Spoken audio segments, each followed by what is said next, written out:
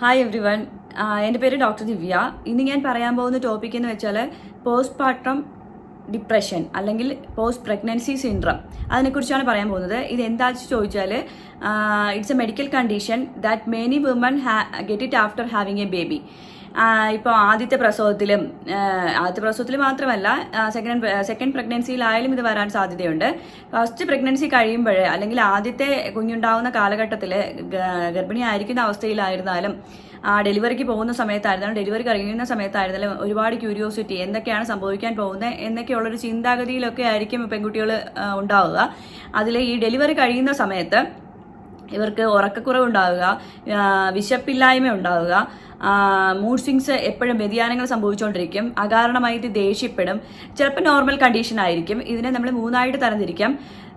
Postpartum blues എന്ന് പറയും, postpartum depression, postpartum സൈക്കോസിസ്. ഈ 3 ലെവലിലാണ് ഇത് വരാൻ സാധ്യതയുള്ളത്.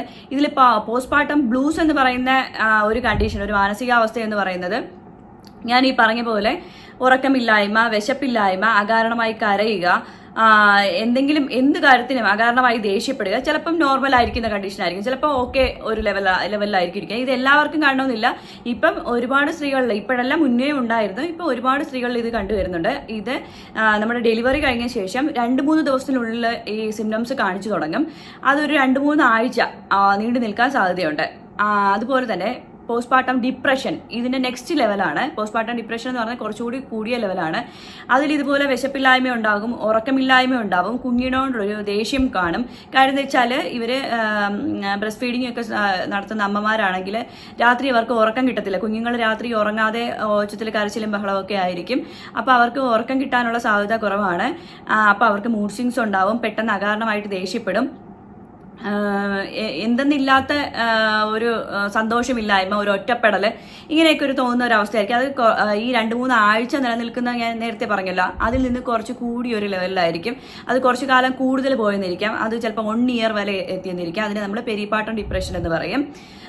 ഈ പറഞ്ഞ 2 കണ്ടീഷൻസും നമ്മൾ ഏറ്റവും കൂടുതൽ നമ്മുടെ പാരൻസ് അല്ലെങ്കിൽ ഹസ്ബൻഡ് അല്ലെങ്കിൽ ഹസ്ബൻഡിൻ്റെ വീട്ടുകാർ, അതായത് ഫാമിലി മെമ്പേഴ്സ് ഈ പെൺകുട്ടിയെ നന്നായിട്ടൊരു സപ്പോർട്ട് കൊടുത്തു കഴിഞ്ഞാൽ അവൾക്ക് ഈ സിൻഡ്രം, ഈ ഡിപ്രഷൻ ഉള്ളത് കൊണ്ടാണ് അവൾ ഇങ്ങനെയൊക്കെ പെരുമാറുന്നതെന്ന് അറിഞ്ഞ് അവളെ ചേർത്ത് പിടിക്കാൻ ശ്രമിച്ചാൽ ആ കണ്ടീഷൻ കുറേയൊക്കെ നമുക്ക് മാറ്റിയെടുക്കാൻ പറ്റും.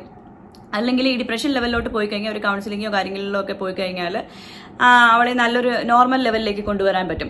ഇതിൻ്റെ നെക്സ്റ്റ് ലെവൽ എന്ന് പറയുന്നത് ഇതെല്ലാം തീവ്രമായിട്ട് പോസ്റ്റ്പാർട്ടം സൈക്കോസിസ് എന്ന് പറയും. സൈക്കോസിസ് ലെവലിലേക്ക് വളരെ റെയറായിട്ടുള്ള കേസുകളാണ് പോകുന്നത്. ആ കേസുകൾ എങ്ങനെയെന്ന് വെച്ചാൽ ഈ ഉറക്കക്കുറവില്ലായ്മയും ഈ മൂഡ് സ്വിങ്സ് ഉണ്ടായി അത് എക്സ്ട്രീം ലെവലിലോട്ട് പോയിട്ട് സ്വയം ആത്മഹത്യ ചെയ്യാനുള്ള ഒരു പ്രവണത ഉണ്ടാകുക, കുഞ്ഞിനോട് ഭയങ്കരമായ ദേഷ്യം തോന്നുക, കുഞ്ഞ് കരയുമ്പോൾ തന്നെ ഇവർക്ക് മെന്റലി വല്ലാത്തൊരു ദേഷ്യവും, ഒച്ചയിട്ട് സംസാരിക്കുക, അലറുക, പിന്നെ ഒട്ടും ഭക്ഷണം കഴിക്കാത്തൊരവസ്ഥയാകുക, ഒറ്റപ്പെട്ടിരിക്കുക. അതായത് നമ്മുടെ റിലേറ്റീവ്സിൻ്റെ അടുത്ത്, വീട്ടുകാരുടെ അടുത്ത്, ആരുടെ അടുത്തും ഒന്നും സംസാരിക്കാതെ മിണ്ടാതെ റൂമിനകത്ത് തന്നെ ഇരിക്കുക. അങ്ങനത്തെ ഉള്ളൊരു സിംറ്റംസ് ഒക്കെ കാണിക്കുകയാണെന്നുണ്ടെങ്കിൽ അത് സൈക്കോസിസ് ലെവലിൽ എത്തിയെന്ന് മനസ്സിലാക്കുക. അങ്ങനെയാണെന്നുണ്ടെങ്കിൽ എത്രയും പെട്ടെന്ന് ഒരു പ്രൊഫഷണൽ ഹെൽപ്പ് സീക്ക് ചെയ്യാൻ നിങ്ങൾ മടിക്കരുത്. ഇതിലൊക്കെ പ്രധാനപ്പെട്ട കാര്യം എന്ന് പറയുന്നത്, ഇത് എന്തുകൊണ്ടാണ് ഉണ്ടാവുന്നത് ചോദിച്ചാൽ, ഈ ഡെലിവറി കഴിഞ്ഞു കഴിഞ്ഞാൽ പെൺകുട്ടികളുടെ ശരീരത്തിൽ ഉണ്ടാവുന്ന ഹോർമോൺ വ്യതിയാനങ്ങളുടെ കാരണമാണ് ഈ ഡിപ്രഷൻ ലെവലൊക്കെ ഉണ്ടാവുന്നത്. പ്രധാനമായും ഈസ്ട്രോജൻ, പ്രൊജസ്ട്രോൺ എന്ന് പറയുന്ന ഹോർമോണുകളുടെ ലെവൽ അങ്ങ് കുറയും. ലെവൽ കുറയുമ്പോഴേ മൂഡ് സ്വിങ്സ് ഉണ്ടാവും. ആ മൂഡ് സ്വിങ്സ് ആണ് ഇവരെ ഓരോ ഘട്ടത്തിലേക്ക് മാറ്റിക്കൊണ്ടിരിക്കുന്നത്. അവരുടെ മൂഡ് സ്വിങ്സ് കാരണമാണ്, ഈ ഉറക്കക്കുറവ് കാരണമാണ് അവർക്ക് വിശപ്പില്ലായ്മ വരുന്നത്, ഒറ്റപ്പെടാനുള്ളൊരു അവസ്ഥ തോന്നുന്നത്. പിന്നെ അടുത്ത കാര്യം മനസ്സിലാക്കേണ്ടതെന്ന് വെച്ചാൽ, നമ്മുടെ ഒരു ആചാരപ്രകാരം പെൺകുട്ടികൾ പ്രസവിച്ചു കഴിഞ്ഞാൽ ഈ 28 ഡേയ്സ് വരെ പുറത്തിറങ്ങാൻ പാടില്ല. ഈ വൈകുന്നേരം 6 മണി കഴിഞ്ഞാൽ പുറത്തിറങ്ങരുത്. അങ്ങനെ കുറേ ആചാരങ്ങളും കാര്യങ്ങളും ഒക്കെ ഉണ്ടല്ലോ. അങ്ങനെയുള്ള ആചാരങ്ങളൊന്നും അടിച്ചേൽപ്പിക്കാതിരിക്കുക. ആചാരങ്ങളും കാര്യങ്ങളൊക്കെ ഉണ്ട്. അങ്ങനെ അവർ ഐസൊലേറ്റഡ് ആയിട്ട് ഇരുത്തി കഴിഞ്ഞാൽ ഇവരുടെ ഈ കണ്ടീഷൻ കൂടിക്കൊണ്ടിരിക്കുകയുള്ളൂ. എപ്പോഴും വീട്ടുകാരുമായിട്ടൊന്ന് മിങ്കിൾ ചെയ്യാൻ ശ്രമിക്കുക. കുഞ്ഞിനെയും കൊണ്ടൊരു ഫ്രഷ് എയർ കൊണ്ട് രാവിലെ നമ്മൾ കുഞ്ഞിന് മഞ്ഞയൊക്കെ കുട്ടികളുടെ ശരീരത്തിലുണ്ടെങ്കിൽ ഡോക്ടേഴ്സ് പറയത്തില്ലേ ഈ സൂര്യപ്രകാശം ഏൽക്കണമെന്ന്. അങ്ങനെ സൂര്യപ്രകാശം ഏൽക്കാൻ കുഞ്ഞിനെയും കൊണ്ടൊന്ന് പുറത്തോട്ട് ഒക്കെ ഇറങ്ങുക. എല്ലാവരുമായിട്ട് മിങ്കിൾ ചെയ്യുക. റൂമിൽ തന്നെ അടങ്ങിക്കൂടി ഇരിക്കാതിരിക്കുക. പിന്നെ ബന്ധുക്കളായിരുന്നാലും നമ്മുടെ ഗസ്റ്റ് പുറത്തുനിന്നുള്ള ആൾക്കാരായിരുന്നാലും അയൽവീട്ടുകാരായിരുന്നാലും കുഞ്ഞിനെയൊക്കെ കാണാൻ വേണ്ടിയിട്ട് വരും. അപ്പോഴേ അവർ പറയുന്ന ഓരോ വർത്തമാനങ്ങളും നിങ്ങൾക്ക് അറിയാമായിരിക്കുമല്ല. ബോഡി ഷേമിങ് നടത്തും. എന്താ നീ ഇങ്ങനെ തടിച്ചു പോയത്, നീ അങ്ങനെയല്ല, ഞങ്ങളും ഈ കണ്ടീഷനൊക്കെ ഇപ്പോഴൊക്കെ ഈ പെൺകുട്ടികൾ ഇങ്ങനെയുള്ള കുറേയുള്ള ഒരു നാട്യമൊക്കെ കാണിക്കാറുണ്ട്, ഇങ്ങനെ മൂഡ് സ്വിങ്സ് ഉണ്ടാവാറുണ്ടെന്നും ഡിപ്രഷൻ ലെവലും ഒക്കെ കാണിക്കാറുണ്ട്, ഞങ്ങളും 4-5 പ്രസവിച്ചതാണ് എന്നൊക്കെയുള്ളൊരു സംസാരങ്ങളൊക്കെ ഉണ്ടാവുമ്പം അവരങ്ങ് കൂടുതലും അങ്ങ് ഡൗൺ ആയിക്കൊണ്ടിരിക്കും. അപ്പോൾ സപ്പോർട്ട് കൊടുക്കേണ്ടത് നമ്മുടെ വീട്ടിലുള്ള നമ്മുടെ പാരൻസ് അല്ലെങ്കിൽ ഹസ്ബൻഡിൻ്റെ വീട്ടുകാരാണ്. ഈ സപ്പോർട്ടെല്ലാം അവർക്ക് കൊടുക്കേണ്ടത്. നിങ്ങൾ മനസ്സിലാക്കുക, അവൾക്ക് ആ കണ്ടീഷൻ വന്നത്, ആ പെയിൻഫുൾ ആയിട്ടുള്ള കണ്ടീഷൻ പണ്ടത്തെ പോലെ ആയിരിക്കില്ല ഇന്നത്തെ കുട്ടികൾ. അവർക്ക് അറിയാത്ത കണ്ടീഷൻസ് ആയിരിക്കും. അറിയാത്ത കണ്ടീഷൻസിൽ ആ പെയിൻഫുൾ ആയിട്ടുള്ള കണ്ടീഷൻസ് ഉറക്കക്കുറവില്ലായ്മയൊക്കെ കൊണ്ട് ആണ് അവരുടെ ഡിപ്രഷൻ ലെവലിലേക്കൊക്കെ പോകുന്നത്. അതിനനുസരിച്ച് അവരുടെ നല്ലൊരു കേൾവിക്കാരായി മാറുക. അവർക്ക് പറയാനുള്ള കാര്യങ്ങൾ, അവർക്ക് എന്തെങ്കിലും പരാതികൾ പറയാനുണ്ടെങ്കിൽ ക്ഷമയോടുകൂടി, ഭർത്താക്കന്മാരോടാണ് ഞാൻ എടുത്തു പറയുന്നത്, അവർ കേൾക്കാനുള്ളൊരു ഇത് കാണിക്കുക.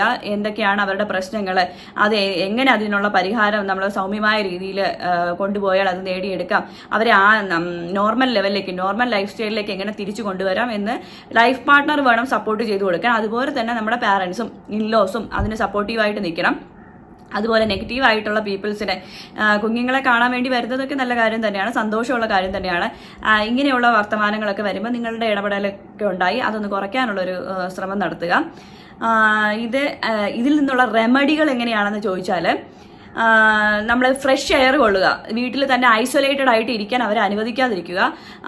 സൂര്യപ്രകാശം, സൺലൈറ്റ് ഏൽക്കാൻ അനുവദിക്കുക. ഒന്ന് നടക്കാനൊക്കെ പോവുക.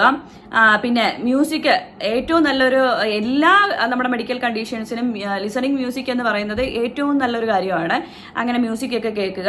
അപ്പോൾ കുറച്ചൊക്കെ നമ്മുടെ ഒരു മെൻ്റൽ സ്ട്രെസ്സൊക്കെ ഒന്ന് കുറഞ്ഞു കിട്ടും. അത് വീട്ടുകാരുമായിട്ടൊക്കെ സംസാരിക്കുക. നമ്മുടെ കണ്ടീഷൻ എന്താണ്, നമുക്ക് ഇപ്പോൾ എന്തൊക്കെയാണ് തോന്നുന്നത്.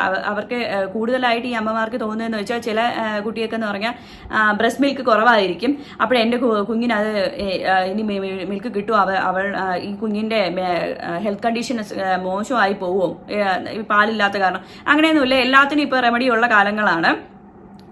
മുമ്പുള്ള അച്ഛനമ്മമാർ പറയും ബ്രസ്റ്റ് മിൽക്ക് മാത്രമേ കൊടുക്കാവുന്നതാണ്, ബ്രസ്റ്റ് മിൽക്ക് കൊടുക്കണം, അത് തന്നെയാണ് ഏറ്റവും നല്ലത്. പക്ഷേ ഇല്ലാത്ത സാഹചര്യത്തിൽ നമുക്ക് ഡോക്ടേഴ്സിൻ്റെ സജഷൻസ് അനുസരിച്ച് നമുക്ക് അടുത്ത റെമഡിയൽ മെഷേഴ്സ് നമുക്ക് എടുക്കാൻ പറ്റും.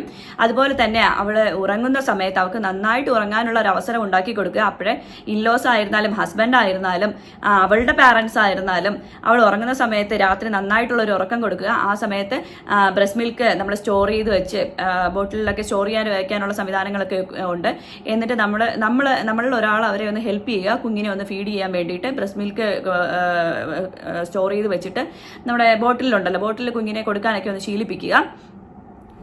എപ്പോഴും അങ്ങനെയല്ല, ഫസ്റ്റ് ആ ഒരു കണ്ടീഷൻ, ഒരു 2-3 ആഴ്ച ഇങ്ങനത്തെ ഒരു കണ്ടീഷൻ ഉണ്ടാവും. ആ സമയത്ത് നല്ല സപ്പോർട്ടീവ് ആയിരിക്കുക.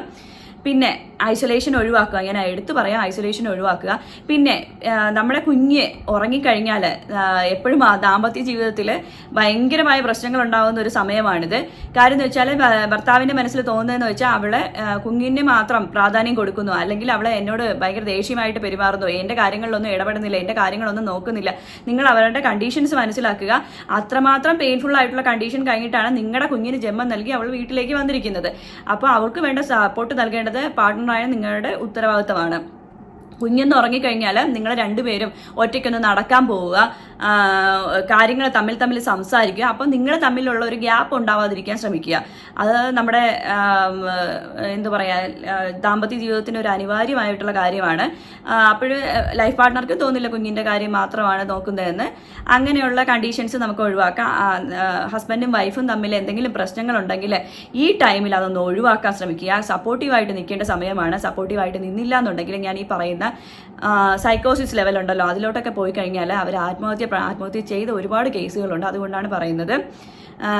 ഐസൊലേഷൻ കൊടുക്കാതിരിക്കുക. വേണ്ട സപ്പോർട്ട് എല്ലാം നിങ്ങൾ കൊടുത്തു കഴിഞ്ഞാൽ അവരെ നമുക്ക് നല്ലൊരു മെൻ്റൽ കണ്ടീഷനിലേക്ക് തിരിച്ചു കൊണ്ടുവരാൻ പറ്റും.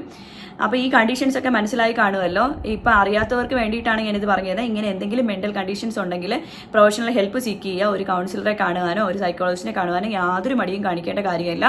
അതുപോലെ തന്നെ നമ്മളെ കുഞ്ഞിനെ ക്യാരി ചെയ്യുന്ന സമയത്ത് ആദ്യമേ പ്രഗ്നൻസി ലെവൽ തുടങ്ങുന്ന സമയത്ത് ഇപ്പം മിക്ക ഹോസ്പിറ്റൽസിലും ഉണ്ട്, ഹസ്ബൻഡിനെയും വൈഫിനെയും വിളിച്ചിരുത്തി ഇന്ന കാര്യങ്ങളാണ് ഇനി അടുത്ത നെക്സ്റ്റ് ലെവലിൽ സംഭവിക്കാൻ പോകുന്നത്, അല്ലെങ്കിൽ ഡെലിവറി കഴിഞ്ഞാൽ ഇങ്ങനെയൊക്കെയാണ് മൂഡ് സ്വിങ്സ് ഉണ്ടാകാൻ പോകുന്നതെന്ന് ഡോക്ടേഴ്സ് ഗൈനക്കോളജിസ്റ്റ് തന്നെ പറഞ്ഞ് മനസ്സിലാക്കുന്ന ഒരുപാട് ഹോസ്പിറ്റൽസ് ഉണ്ട്.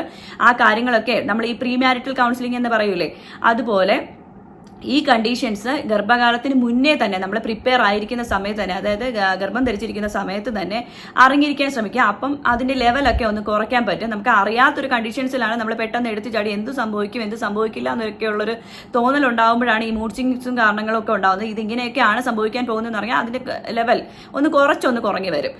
അപ്പം അങ്ങനെയുള്ള സപ്പോർട്ടൊക്കെ കൊടുക്കുക. അപ്പോൾ നിങ്ങൾക്ക് എന്ത് ഹെൽപ്പ് സീക്കുകയാണെങ്കിലും ഞാൻ ഇവിടെ നമ്പർ തരാം. എന്തെങ്കിലും അങ്ങനത്തെയുള്ള ആവശ്യങ്ങളുണ്ടെങ്കിൽ, ഇങ്ങനെയുള്ള കണ്ടീഷൻസ് ഉണ്ടെന്നുണ്ടെങ്കിൽ വിളിക്കുക. Thank you.